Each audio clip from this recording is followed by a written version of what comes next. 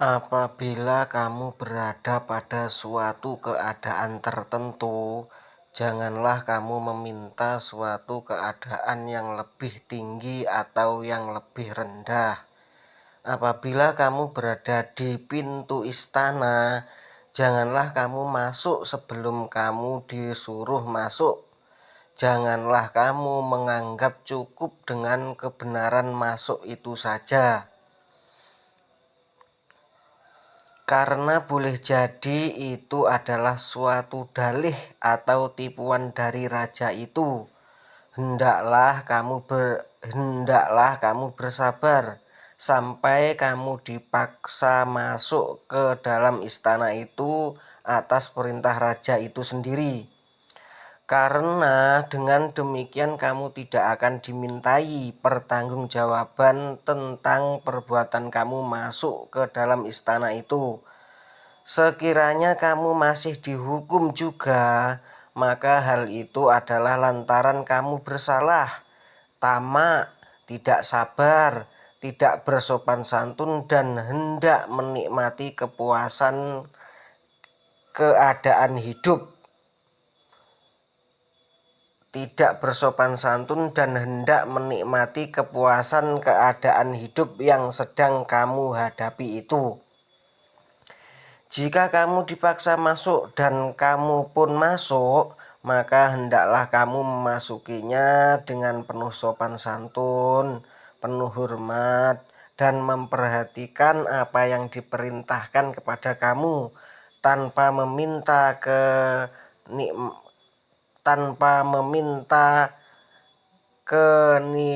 kenaikan taraf hidup. Allah berfirman kepada Rasul-Nya, dan janganlah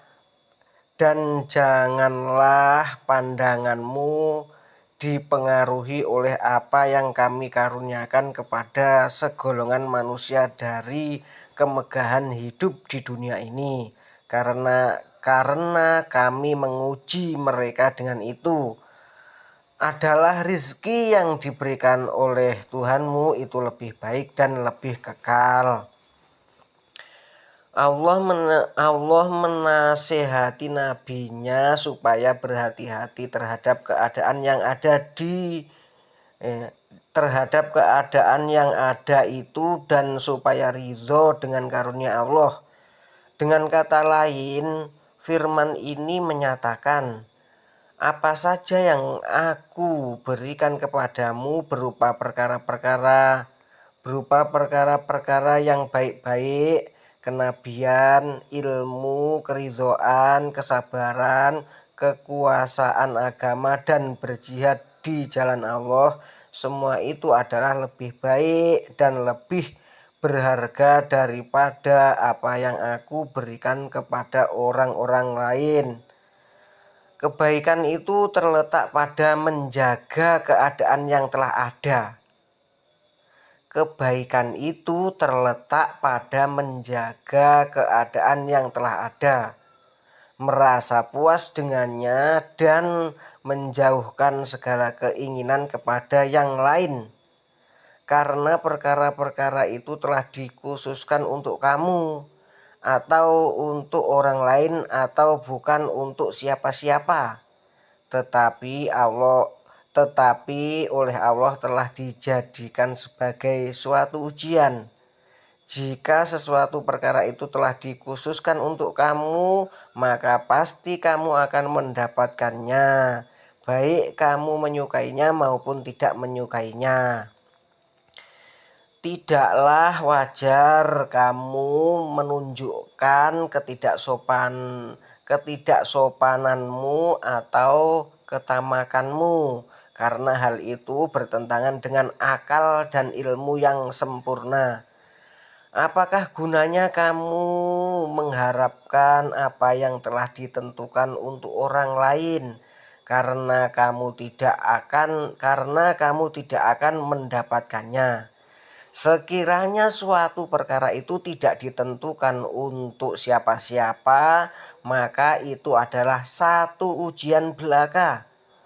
Orang yang berakal tidak akan bersahaja untuk mencari suatu ujian. Karenanya kebaikan itu adalah menjaga dan ridho dengan keadaan yang ada sekarang. Setelah kamu dibawa ke tingkat atas, lalu dari situ kamu menuju puncak istana, kamu harus berhati-hati seperti yang telah kami nyatakan mengenai penghormatan, berperangai baik dan tidak banyak bicara. Berhati-hatilah dan hendaknya kamu berbuat yang lebih dari ini, karena sekarang kamu sudah dekat dengan raja dan juga sudah dekat dengan bahaya. Oleh karena itu, janganlah kamu meminta perubahan keadaan dari keadaan yang sekarang kepada keadaan yang lain, baik keadaan itu lebih tinggi maupun lebih rendah. Dan jangan pula kamu meminta supaya keadaan itu tetap atau diganti. Kamu tidak mempunyai hak memilih di dalam perkara ini. Jika kamu meminta, maka hal itu adalah tanda bahwa kamu kurang sopan, akan merendahkan derajat kamu dan merugikan kamu juga. Karenanya teruslah berbuat sebagaimana yang kami tunjukkan, sehingga kamu dinaikkan ke suatu tingkatan dan ditetapkan di dalam tingkatan itu. Maka ketika itu kamu akan mengetahui bahwa semua itu adalah karunia Allah yang menunjukkan tanda-tanda kebesarannya. Tetaplah kamu berada pada tempat itu dan janganlah berubah-ubah lagi. Ahwal atau keadaan perubahan kerohanian adalah milik aulia, wali Allah yang biasa.